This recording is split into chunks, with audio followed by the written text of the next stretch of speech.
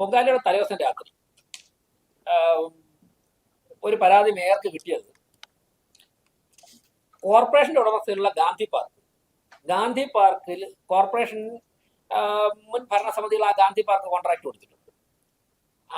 അവിടെ പാർക്കിംഗ് നടത്തുന്ന ആള് ഒരു കാറിന് 750 രൂപ വാങ്ങിച്ചു വാടക ഒരു ദിവസം ഇടുന്നു. ആലോചിച്ച് നോക്കുക, 750 രൂപ ഒരു കാർ ഒരു ദിവസം ഇടുന്നതിന്. അപ്പോ രാത്രി 12:30 മണിക്കാണ് ഈ വിവരം. 12:30 മണിക്ക് സിറ്റിയുടെ പല ഭാഗത്തും ഇങ്ങനെ ഞങ്ങൾ യാത്ര ചെയ്തുകൊണ്ടിരുന്ന എന്തെങ്കിലും ബുദ്ധിമുട്ടുണ്ടോ, വെള്ളമുണ്ടോ, വെളിച്ചമുണ്ടോ എന്നൊക്കെ അറിയാനും ജനങ്ങൾക്ക് എന്തെങ്കിലും പരാതി ഉണ്ടോ എന്നൊക്കെ അറിയാൻ വേണ്ടി ഞങ്ങൾ രാത്രി മുഴുവൻ യാത്രയിലായിരുന്നു. അപ്പോൾ യാത്ര ചെയ്തുകൊണ്ടിരുന്ന സമയത്താണ് എനിക്ക് ഒരു സ്ഥലത്തുനിന്ന് ഒരു ഇൻഫർമേഷൻ കിട്ടിയത്. അതിന്റെ അടിസ്ഥാനത്തിൽ 1 മണിക്ക് തന്നെ, അരമണിക്കൂറിനുള്ളിൽ തന്നെ ഞങ്ങൾ അവിടെ എത്തി, പുത്തരിക്കണ്ടത്തെത്തി. പുത്തരിക്കണ്ടത്ത് എത്തിയതിന് ശേഷം ആ വ്യക്തിയെ ഐഡന്റിഫൈ ചെയ്തു. ആ വ്യക്തിയെ വിളിച്ചുണർത്തി, അദ്ദേഹം രാത്രി 1 മണിക്ക് വിളിച്ചുണർത്തി അദ്ദേഹത്തുമായി സംസാരിച്ചപ്പോഴേക്കും അദ്ദേഹം പറഞ്ഞു 750 രൂപയാണ് കാറിന് വാങ്ങിച്ചത്. ഞാൻ അദ്ദേഹത്തിന് ചെയ്യുന്ന ഒറിജിനൽ റെസിപ്റ്റ് കോർപ്പറേഷന്റെ ഉടമസ്ഥതയിൽ ഉള്ള പാർക്കിംഗ് ഗ്രൗണ്ടിൽ കോൺട്രാക്ടർ വാങ്ങിയതാണ്. ഒരു ദിവസം എനിക്ക് 750 രൂപ കാറിന് KL വെഹിക്കിൾ നമ്പർ 9223 9223 എന്ന് പറയുന്ന ബെലനോ കാറിന് വാങ്ങിയത് 780 രൂപയാണ്. അപ്പോ അവിടെ വന്ന വാഹനങ്ങൾക്കൊക്കെ ഞങ്ങൾ നേരത്തെയും ഗാന്ധി പാർക്കിന്റെ പേരിൽ ചില വാർത്തകൾ വന്നിരുന്നു. പക്ഷെ ഞങ്ങൾ കൃത്യമായ തെളിവുകൾ തേടി നടക്കുകയായിരുന്നു. അതിന്റെ അടിസ്ഥാനത്തിൽ കോർപ്പറേഷൻ സെക്രട്ടറി കൃത്യമായ തെളിവുകൾ ലഭിച്ചതിന്റെ അടിസ്ഥാനത്തിൽ കോർപ്പറേഷൻ സെക്രട്ടറിയും സ്റ്റാൻഡിംഗ് കമ്മിറ്റി ചെയർമാൻമാരും ആലോചിച്ചിട്ട് ഗാന്ധി പാർക്കുമായി ബന്ധപ്പെട്ട് മുൻ ഭരണസമിതികൾ കൊടുത്ത കോൺട്രാക്ടിന്റെ ഒക്കെ കോപ്പി ഞങ്ങൾ ഇന്ന് എടുത്തു. ഇന്നലെ പൊങ്കാല കഴിഞ്ഞ് രാവിലെ തന്നെ വന്നിട്ട് എടുത്തിട്ടുണ്ട്. അപ്പോൾ ഒരു രാധാകൃഷ്ണന്റെ പേരിലാണ് ഈ കോൺട്രാക്ട് കൊടുത്തിരിക്കുന്നത്. മണക്കാട് ഭാഗത്തുള്ള രാധാകൃഷ്ണന്റെ പേരിലാണ് ഈ കോൺട്രാക്ട് കൊടുത്തിരിക്കുന്നത്. അദ്ദേഹം കോർപ്പറേഷനുമായി ചേർന്നുള്ള കരാറുകൾ കൃത്യമായിട്ട് പാലിക്കാത്തത് കൊണ്ട് കോർപ്പറേഷന്റെ ഫിനാൻസ് സ്റ്റാൻഡിംഗ് കമ്മിറ്റി 2023 തന്നെ അദ്ദേഹത്തെ വിളിച്ചിട്ട് അദ്ദേഹത്തിന് നോട്ടീസ് കൊടുത്തു. അദ്ദേഹം അതിനെതിരെ ഹൈക്കോടതിയിൽ കേസുമായിട്ട് പോയി. ഹൈക്കോടതി അക്കാര്യത്തിൽ തീരുമാനമെടുത്തില്ല. അതുകൊണ്ട് തന്നെ രാധാകൃഷ്ണൻ 3ാമത്തെ ഗഡു കോർപ്പറേഷൻ അടയ്ക്കാത്തതുകൊണ്ട് 2023 തന്നെ രാധാകൃഷ്ണന്റെ കോൺട്രാക്ട് ഇൻവാലിഡ് ആയി കഴിഞ്ഞു.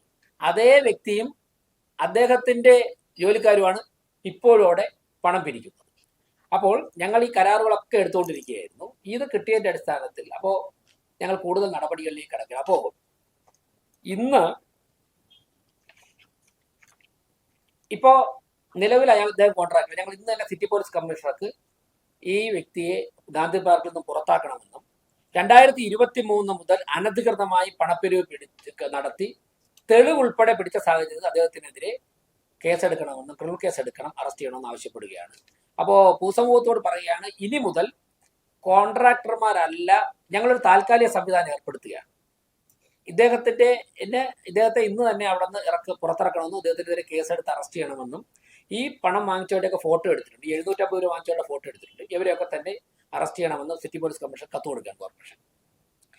ഞങ്ങൾ വരാൻ പോകുന്ന ദിവസങ്ങളിൽ ഇനിയിപ്പോ ലേലം ചെയ്യുന്നതിന്റെയൊക്കെ സമയം വരുന്നത് വരെ കോർപ്പറേഷൻ തന്നെ നേരിട്ടൊരു താൽക്കാലിക സംവിധാനം ഏർപ്പെടുത്തുകയാണ്, ഗാന്ധി പാർക്കിൽ ഏർപ്പെടുത്തുകയാണ്. അപ്പോൾ ഇതിന്റെയൊക്കെ അതായത് ഞാൻ പറഞ്ഞ കാര്യങ്ങൾ ശ്രദ്ധിച്ചാൽ നിങ്ങൾക്ക് മനസ്സിലാവും. 24 മണിക്കൂറിനുള്ളിൽ, അതായത് ഐരാണിമുട്ടത്ത് ഉച്ചയ്ക്ക് ഒരു 2 മണിക്കാണ് 1:30-2 മണിക്കാണ് ഒരു ഇൻഫർമേഷൻ കിട്ടുന്നത്. പിറ്റേ ദിവസം ഉച്ചയ്ക്ക് 12 മണിക്കുള്ളിൽ 24 മണിക്കൂറിനുള്ളിൽ തിരുവനന്തപുരം കോർപ്പറേഷനിലെ പല ഭാഗങ്ങളിലും പാർക്കിങ്ങിന്റെ പേരിൽ നടക്കുന്ന ലക്ഷങ്ങളുടെ കൊള്ള നടത്തുന്ന 3 സംഭവങ്ങളാണ് ഞങ്ങളുടെ ശ്രദ്ധയിൽപ്പെട്ടത്. ഇങ്ങനെ 100 കണക്കിന് അനധികൃത പാർക്കിംഗ് കേന്ദ്രങ്ങൾ വർഷങ്ങളായിട്ട് ഇവിടെ പ്രവർത്തിച്ചു വരികയാണ്. SMV സ്കൂളൊക്കെ ചോദിച്ചപ്പോൾ മുമ്പ് പൊങ്കാലയിടാൻ വരുന്നവർ ഇതൊക്കെ 1000-2000 വാങ്ങുന്നുണ്ട്.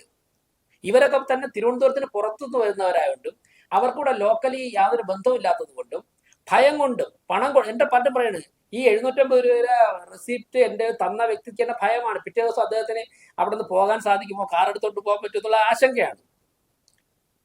അപ്പോ മേയർ വന്ന് ചോദിച്ചുകൊണ്ട് മാത്രമാണ് അദ്ദേഹം തന്നത്. ഇതിവിടെ SMV സ്കൂളിൽ അവർക്ക് ഈ സംഭവത്തിന് ശേഷം അവിടെ ബസ് ഇട്ടിരിക്കാൻ ഭയമാണ്. അപ്പോൾ അങ്ങനെ ഒരു നഗരത്തിന്, ഒരു പ്രദേശത്തിന് മുന്നോട്ട് പോകാൻ സാധിക്കില്ല. അപ്പോൾ ഞാൻ പറഞ്ഞത് 24 മണിക്കൂറിനുള്ളിൽ 3 സംഭവങ്ങളാണ് ഞങ്ങളുടെ ശ്രദ്ധയിൽപ്പെട്ട് ഈ തിരക്കിനിടെ ഞങ്ങൾക്ക് അറ്റൻഡ് ചെയ്യാൻ പറ്റിയത്. ഇതിന്റെ അടിസ്ഥാനത്തിൽ ഒരു കാര്യം കോർപ്പറേഷൻ തീരുമാനമെടുക്കുന്നുണ്ട്. തിരുവനന്തപുരം കോർപ്പറേഷനിലെ നടക്കുന്ന മുഴുവൻ പാർക്കിംഗ് ഏരിയകളെ കുറിച്ചും ഞങ്ങൾ വിശദമായിട്ട് അന്വേഷിക്കാൻ തീരുമാനിച്ചിട്ടുണ്ട്. കോർപ്പറേഷന്റെ ലൈസൻസിന് വിധേയമായിട്ട് മാത്രമേ പാർക്കിംഗ് ഏരിയകൾ അനുവദിക്കുകയുള്ളൂ.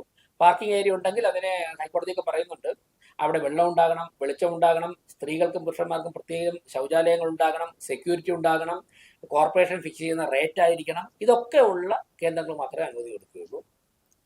പിന്നെ നിങ്ങൾക്ക് അറിയാമായിരിക്കും, ഒരു 13 വർഷം മുമ്പ് ശബരിമലയിൽ ടോളിന്റെ പേരിൽ ഒരു വലിയ പിരിവുണ്ടായിരുന്നു. ഞാനന്ന് യുവമോർച്ചയുടെ സംസ്ഥാന പ്രസിഡന്റ് ആയിരുന്നു. ഞങ്ങളൊരു 15 ദിവസം കൊണ്ട് ആ ടോളിന്റെ പേരിലുള്ള കൊള്ള, രാഷ്ട്രീയ സമരവും ഹൈക്കോടതി സമീപിച്ചു. ഇന്നിപ്പോൾ അവിടെ ടോൾ പിരിവില്ല. അപ്പൊ അതുകൊണ്ട് പാർക്കിങ്ങിന്റെ പേരിൽ പല സ്ഥലത്തും കൊള്ളകളാണ് നടക്കുന്നത്. ഒരു കാരണവശാലും തിരുവനന്തപുരം കോർപ്പറേഷനുള്ളിൽ അത് അനുവദിക്കുന്ന പ്രശ്നമില്ല. അപ്പോൾ ഇത്രയും കാര്യങ്ങളാണ് ഇതുമായിട്ട് ബന്ധപ്പെട്ട് സൂചിപ്പിക്കാനുള്ളത്.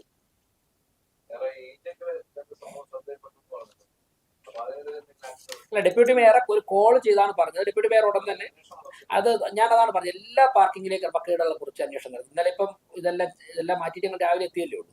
എനിക്ക് രാവിലെ കേന്ദ്രത്തിൽ ഒരു പരിപാടി ഉണ്ടായിരുന്നു. അപ്പോൾ ഞങ്ങൾ ഇക്കാര്യങ്ങളെ കുറിച്ചൊക്കെ തന്നെ അന്വേഷണം നടത്തും.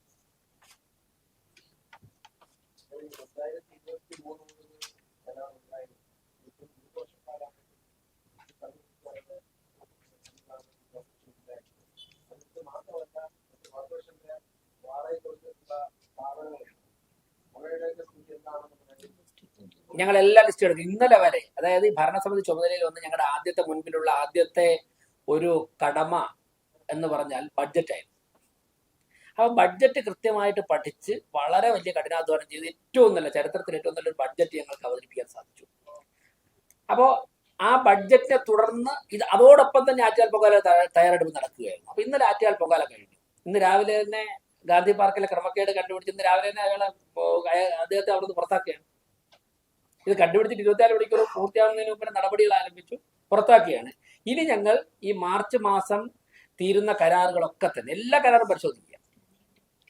സ്റ്റാൻഡിംഗ് കമ്മിറ്റിയിൽ ഞങ്ങൾ നേരത്തെ ചർച്ചയുടെ അടിസ്ഥാനത്തിൽ സ്റ്റാൻഡിംഗ് കമ്മിറ്റി ഓരോന്നായിട്ട് അവരുടെ ശ്രദ്ധയിൽപ്പെട്ട കാര്യങ്ങൾ. പക്ഷേ ഒരു കോർപ്പറേഷൻ നടപടി എടുക്കുമ്പോൾ എല്ലാ നിയമപരമായ കാര്യങ്ങളും പാലിച്ച് മാത്രമേ നടപടി സ്വീകരിക്കാൻ സാധിക്കുകയുള്ളൂ. അതുകൊണ്ടുള്ള ഒരു ഡിലേ ചില കാര്യങ്ങൾക്കുണ്ടാകും. പക്ഷേ കോർപ്പറേഷന്റെ കെട്ടിടങ്ങൾ വാടകയ്ക്ക് കൊടുത്തിട്ടുള്ളത് ആരെങ്കിലും സബ്ലീസ് ചെയ്യുന്നുണ്ടോ, അതോടൊപ്പം തന്നെ മറ്റു കാര്യങ്ങൾക്ക് ഇപ്പം എന്തെങ്കിലും ഒരു ബിസിനസ് നടത്താൻ വേണ്ടി എടുത്തിട്ട് രാഷ്ട്രീയ പാർട്ടികളുടെ ഓഫീസായിട്ട് ഉപയോഗിക്കുന്നുണ്ടോ, എടുത്ത വ്യക്തി തന്നെയാണോ നടത്തുന്നത്, അദ്ദേഹം മരണപ്പെട്ടിട്ട് അദ്ദേഹത്തിന്റെ ബന്ധുക്കൾ ആരെങ്കിലാണോ നടത്തുന്നത്, ഇങ്ങനെയുള്ള കാര്യങ്ങളെ കുറിച്ചൊക്കെ തന്നെ ഫിനാൻസ് സ്റ്റാൻഡിംഗ് കമ്മിറ്റി എല്ലാം പരിശോധിക്കുകയാണ്.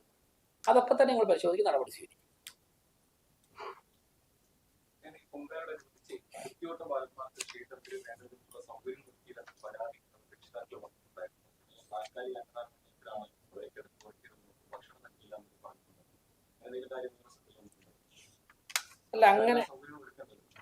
അല്ല, എനിക്ക് അങ്ങനെയുള്ള കാര്യം ശ്രദ്ധയിൽ വന്നിട്ടില്ല. അങ്ങനെ ആരെങ്കിലും പറയുകയാണെന്നുണ്ടെങ്കിൽ അത് ട്രസ്റ്റാണ് കാര്യങ്ങൾ ശ്രദ്ധിക്കുന്നത്.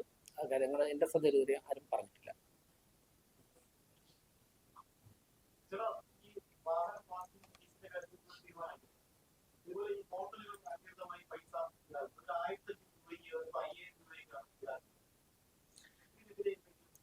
അല്ല, പല സംഭവങ്ങളും അങ്ങനെ ശ്രദ്ധയിൽ വന്നിട്ടുണ്ട്. ഇപ്പോൾ യൂറിൻ ഷെഡിന് യൂറിനേറ്റ് ചെയ്യുന്നതിന് കൂടുതൽ പൈസ വാങ്ങിച്ചു വന്നിട്ട് ഇന്നൊക്കെ ചില ആൾക്കാർ വിളിച്ചിരുന്നു. അപ്പോൾ ഇതില് പിന്നെ താങ്കൾ പറഞ്ഞ ഉൾപ്പെടെയുള്ള കാര്യങ്ങൾ ചർച്ച വരുന്നുണ്ട്. ഒരു കാര്യം ഞങ്ങൾ ഈ പറയുന്ന കോർപ്പറേഷന്റെ ഭരണസമിതി എന്നുള്ളതിലുപരി വേറൊരു ആംഗിളുണ്ട്. അതായത് ഇപ്പൊ സ്പിരിച്വൽ ടൂറിസം എന്നുള്ളതിന് അനന്തമായ സാധ്യതകൾ തിരുവനന്തപുരത്ത് ആരാധനാലയങ്ങളിലേക്ക് തീർത്ഥാടകർ വരുമ്പോഴേക്കും തിരുവനന്തപുരം അവരെ സ്വാഗതം ചെയ്യണം. ഇപ്പൊ കുംഭമേളയ്ക്ക് ഉത്തർപ്രദേശിൽ പോയപ്പോഴേക്കും ജനങ്ങൾക്ക് ഏത് സാമ്പത്തിക നിലവാരത്തിലുള്ള ഒരു വ്യക്തി അവിടെ വന്നാലും അവർക്ക് അതിനനുസരിച്ചുള്ള ഇപ്പൊ ഷെയർ ടാക്സി, അതുപോലെ തന്നെ റിക്ഷകൾ, പിന്നെ വിമാനത്തിലൊക്കെ വരുന്നവർക്ക് എയർപോർട്ടിൽ ആവശ്യമായ സൗകര്യം. അപ്പോൾ ഏത് സാമ്പത്തിക നിലവാരത്തിലുള്ള വ്യക്തി വന്നു കഴിഞ്ഞാൽ അത് എൻജോയ് ചെയ്യാനുള്ള സൗകര്യം ഒരുക്കി കൊടുക്കുകയാണ്. അതിലൂടെ ഉത്തർപ്രദേശിന്റെ സാമ്പത്തിക ഘടനയിൽ വലിയ വ്യത്യാസം ഉണ്ടായി, ഒരുപാട് തൊഴിൽ സാധ്യതകൾ രൂപപ്പെട്ടു. അപ്പോൾ അങ്ങനെയുള്ള മനസ്സോടുകൂടി ജനതയെ സ്വീകരിക്കുന്ന ഒരു സംസ്കാരം തിരുവനന്തപുരത്തുണ്ടാകും. എങ്കിൽ മാത്രമേ തിരുവനന്തപുരം വളരുകയുള്ളൂ. ആ ഒരു വലിയ കാഴ്ചപ്പാട് വെച്ചുകൊണ്ടാണ് ഞങ്ങൾ, അല്ലെങ്കിൽ ഒരു കരാറുകാരനെ മാറ്റുക അങ്ങനെയുള്ള കാര്യങ്ങളൊന്നും ഉണ്ടാകും, നിയമവിരുദ്ധമായെല്ലാം മാറ്റണം. അപ്പോൾ അങ്ങനെ വലിയൊരു കാഴ്ചപ്പാട് വെച്ചുകൊണ്ടാണ് ഞങ്ങൾ ഈ വിഷയത്തെ സമീപിക്കുന്നത്. അങ്ങനെ വരുമ്പോഴേക്കും അത് കോർപ്പറേഷൻ മാത്രം ചെയ്യേണ്ടതല്ല, ജില്ലാ ഭരണകൂടം, പോലീസ് ഡിപ്പാർട്ട്മെന്റ്, അതോടൊപ്പം തന്നെ സംസ്ഥാന സർക്കാർ, ചില കാര്യങ്ങൾ കേന്ദ്ര സർക്കാർ. അപ്പോൾ ഞങ്ങൾക്ക് ചെയ്യേണ്ട പരിമിതമായ കാര്യങ്ങൾ ഞങ്ങൾ ചെയ്യും. പക്ഷേ ഇങ്ങനെ ഒരു ചർച്ച ഞങ്ങൾ ഇനിഷ്യേറ്റ് ചെയ്യും.